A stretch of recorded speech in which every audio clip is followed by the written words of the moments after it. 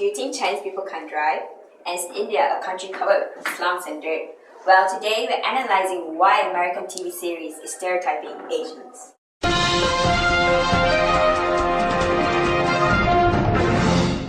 Now, stereotyping is basically a belief about an individual or a culture that doesn't necessarily portray. In this case, we're talking about Asians, specifically those of Indians and Chinese cultures. Well, stereotyping was an ongoing thing during the early 70s. According to an online source, Model Minority, movies such as The Year of the Dragon and Little Weapon 4 have always depicted Chinese people as exotic, sex-hungry, gangster-involved, and sexually abused characters. Stereotypes have always been a controversy in the media, but many times have gone unnoticed. So, Limin, when did Hollywood start coming out with these stereotypes for Asians? That's a great question, Liana. The stereotyping of Asians occurred during the early 19th century because they were seen as minorities of the American society. While some stereotypes were positive traits, many were offensive and inaccurate. These typecasts eventually made their way into the American media industry. However, the same stereotypes are being used and magnified in US television till today. Nearly every American movie or TV series, may it be a small role or a lead role, stereotypes Indians or Chinese for comical purposes. Even cartoon and general viewing movies have made overrated stereotypical reference to Chinese and Indian culture. Let's take a look. 谢谢，谢谢。 Please tell me you speak English. I'm Detective Carter. Do you speak any English? Do you understand the words that are coming out of my mouth?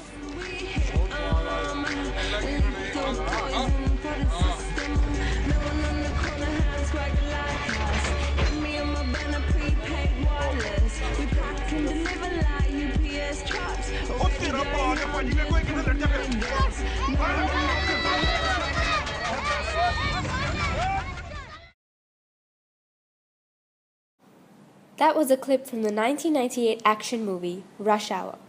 In that scene, Carter assumes that Lee, played by Jackie Chan, cannot speak or understand English. He degrades Lee by speaking in a loud and slow tone. Another stereotype was made in the Disney cartoon, The Lady and the Tramp, about the Siamese cats. The cats were drawn with slanting eyes and depicted as conniving and seductive. They also had a strong Chinese accent. In the TV series Heroes, Hiro Nakamura was portrayed as shorter and less muscular than the other male protagonists. They gave him a typical Asian look with glasses and an accent. A few examples of Indian stereotypes can be seen in The Diary of a Wimpy Kid. The character Shirag is seen as uncool and talks with a heavy Indian accent, although he is described as an Indo-American. Raj in The Big Bang Theory may be the smartest of the nerds, but is shown to have the least success with women. This is as if to say that Raj is not a real man. Even Baljeet from Disney's Phineas and Ferb has a strong Indian accent and high-pitched voice. Okay, hi everyone. Let's talk about the effects towards stereotypes. First off, let's talk about the effects towards individuals. According to the National Science Foundation, stereotyping can lead to a lot of negative effects towards the individuals. Such examples of effects can be aggression, overeating, unable to focus, and unable to make reasonable decisions. Next, let's talk about the effects towards society. First off, people would make assumptions.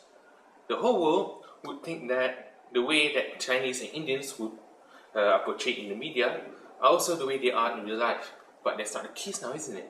Let's say, for example, when people see a Chinese, they will come up to them and the first question they could ask is, do you know how to fight? And of course that could lead to some unintentional chaos. Next, according to the Wall Street Journal, a study shows that managers would likely fill jobs just by basing on racial stereotypes instead of actual skills.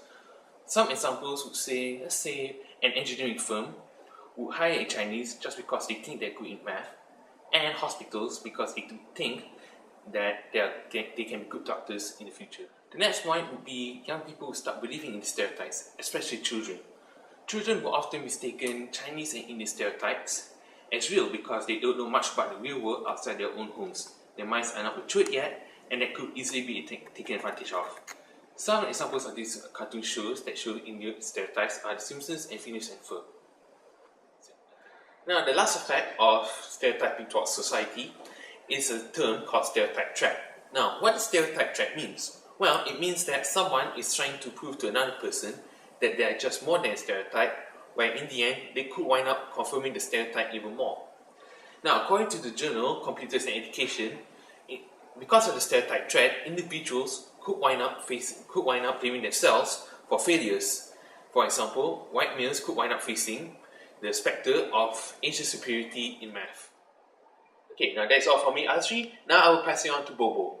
Hi guys, I'm reporting from Taylor's University Lakeside campus, where I have come to find out what students here think about the type case of the Asian in American television. Yeah, hi, what's your name? My name is Jaslyn. I'm from Indonesia. Oh, nice to meet you. Yeah, I'd like to ask a question from you. Yeah, so what is your opinion on stereotyping of Chinese and Indian people in US television? I think it's good, and the international or the American is really appreciate the Chinese people or Indian people, and it's bring a lot of tourists to come to Chinese or India because not only for that guy that they are looking for in the movie, but it's also they are looking for the culture of Chinese and the Indian. Okay, thanks for your opinion. Thanks. Yeah, hi, nice to meet you. So, what's your name? I'm Yasinta, but you can call me Yaya. Okay, so I'm Satish. Oh, Satish. Yeah, so I have like to ask you some question. Just how do you feel when you see your culture being made fun of on US television? When I see my culture being made fun on US television, I feel very hurt because it's Chinese and Indian, and I'm an Indian myself. So imagine seeing my own race being discriminated on screen. Obviously, you feel like, why are they saying all that about your race? No, we are not like that. We don't speak like that. We don't just eat that. We don't just, do all these things. So yeah, I feel hurt.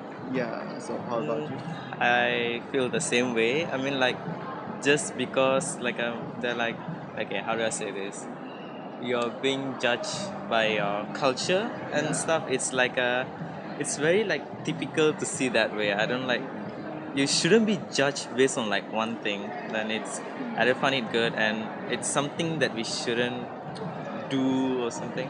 Yeah. Oh, okay. So thanks for your interviewing. Thanks. Yeah, thank you. Yeah, thank you. Hi, what's your name?